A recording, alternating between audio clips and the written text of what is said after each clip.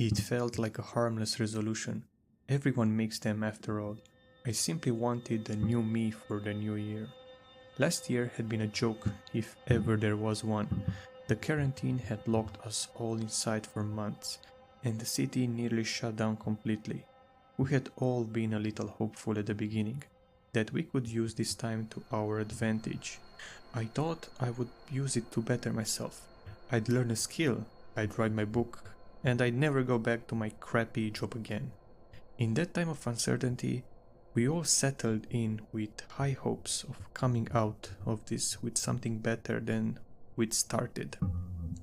Turns out, I only managed one of those things. I would never have to go back to my crappy job, because I was laid off halfway through the year. I spent the next 6 months wallowing in self-pity, watching Netflix and adding quarantine weight to my belt. My exercise plan went by the wayside, and my plans to better myself didn't seem to matter. When my wife started her new job at the grocery store, her previous job having let her go as well, I settled into depression like a crab to its shell. As I sat on the couch, one show after another rolling past, I saw little reason to do much of anything. When Christmas rolled around, I realized it had been almost 9 months since I'd done anything of value. That was when the depression really set in. I spent Christmas morning in a funk, sitting in my sweatpants and watching our children open their messenger gifts. My wife sat in the armchair opposite me, looking tired but happy with the gifts she'd gotten from them. She's bought everything and paid for everything because I was too lazy and unmotivated to do anything. Every now and then, I would catch these little looks from her, little disappointed looks tinged with sadness. All I could do was wallow, unsure of what I could do now to change it. When New Year's came, I stayed in bed. I didn't feel worthy to join the others for their midnight toast and their energetic countdown. As I heard them counting down, I closed my eyes and felt myself make more of a wish than a resolution. 5. I wanted a new me for the new year. 4. A better me. 3. For them. 2. Someone they could be proud of. 1. Someone who wouldn't let them down. Happy New Year! I dozed off to the sound of them ringing in that year, hoping I would awake to find I'd found the strength to make my resolution a reality. I woke up to the smell of eggs and bacon, pancakes and syrup, and hearty laughter from downstairs. They had started breakfast without me. The first breakfast of the year was a tradition of ours. Why wouldn't they start? I hadn't exactly been there the last few months. So why would now be any different? But why not now, I thought. Why not make good on my resolution? I got dressed in something other than sweatpants and came downstairs to the laughter of my family. Someone was sitting at the head of the table, telling a story that had them all in stitches. I felt a little miffed as I reached the foot of the stairs. Who was this guy? He sounded familiar, but I couldn't place him right away. They hadn't woken me up to eat, and now there was some stranger in my house? What the hell was going on? Lisa, why didn't you tell me we had company? But Lisa said nothing. She had eyes only for the charismatic stranger in my chair. Brad, Janet, did anyone save me any pancakes? I'm hungry as a... I'm so glad you woke up to make pancakes this morning, dear, Lisa said, raising her orange juice glass to the man at the head of the table. What can I say? The guy replied. As I moved around to confront him, I took a step back in surprise. I was hungry as a bear this morning. It was me. I was sitting at the head of the table. I was still the same person, but I looked different somehow. My face was shaved, and my hair was cut down from the greasy tangles it had been. I was dressed in normal clothes. I was wearing an apron, smudged with flour and speckled with grease. More than that, though, I seemed to exude a healthy glow. I was a mess, but he was the version that had gotten better. He was filled with an energy that let people know he was changed. He was full of vigor, full of life, and full of pep. I kept yelling at them as they ate, trying to get someone's attention. But they all kept eating and laughing. They kept living as though I didn't exist. I made a joke then, my family's laughter acting as the backdrop for the scream that came ripping out my throat as I slowly lost my mind. When he picked up their plates and walked in the kitchen, I followed him. I kept jabbering at the back of his head. The catharsis was the only thing that mattered. I asked him what the hell he thought he was doing. I yelled at him to get out of my house, to leave my family alone, and to stop pretending to be me. He stood there, washing dishes as I screamed at him. When I was finished, he laughed. "When are you gonna wake up? I am you now," he said, turning around to look at me. My own face smiled back at my confusion, and I have no intention of going anywhere. I took a step away from him, my anger turning to terror.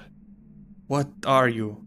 I gasped, backing into the counter as I tried to get away from this strange homunculus. "I'm you," he said. "Your best you, and soon I'll be the only you."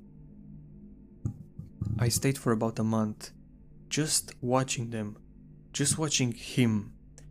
He was the perfect husband, the perfect father, the perfect man. He went to my son's little league games, he went to my daughter's band recitals, he remembered my wife's birthday, he remembered her favorite foods, and he made time for her every day. He got a job working at a warehouse, and after a month, they talked about making him an assistant manager. He cooked dinners and read bedtime stories. He was the husband and father that my family deserved. And I was there to watch it all as my family gathered around him, and he became the focal point once again. After a month of living like a ghost in my own home, I left and never looked back. I began to walk one day and just didn't stop. I expected to disappear or stop existing, but I found that the opposite was true. The farther I walked, the more I began to feel alive again. I hadn't noticed why I had been watching my family, but I hadn't felt the urge to eat or drink that whole time. The further I moved from my house, the more I realized I was becoming hungry and thirsty again. I had brought my wallet with me out of habit, and the cheeseburger and fries I bought tasted heavenly. I was able to use my debit and credit cards for a little while, but after a few months they stopped working and I was forced to work odd jobs to feed and clothe myself.